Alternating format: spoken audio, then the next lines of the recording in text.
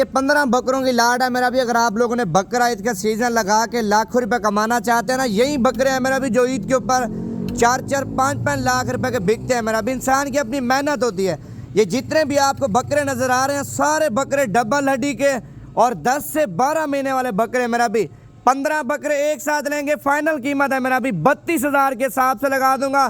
پورے پاکستان کو چیلنج ہے, 32,000 کے حساب سے 10 سے 12 مہینے والا بکرا کوئی بھی آپ کو دے گا. 15 کے 15 بکرے آپ کو فری دوں گا. 5 مہینے بکرا عید کو پڑے ہیں میرا بھی. 5 مہینے لگاتار محنت کریں, خوراک وغیرہ ٹائم پہ دیں.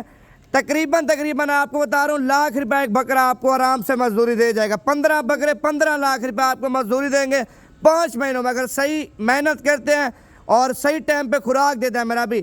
یہ لاٹ آپ چیک کریں ماشاءاللہ سارے گلابی نسل کے اور طوطا ناک والے بکرے, 8 سے 10 سے 12 مہینے کے بکرے ماشاءاللہ سارے ڈبل ہڈی کے ہیں. باقی رابطہ نمبر سکرین پہ ہے, اسی نمبر پہ جتنا جلدی رابطہ کریں گے یہ لاٹ آپ کو مل جائے گی. اچھا, اس میں بیمار بکرے کی اور نقص والے بکرے کی ہماری ذمہ داری ہوگی.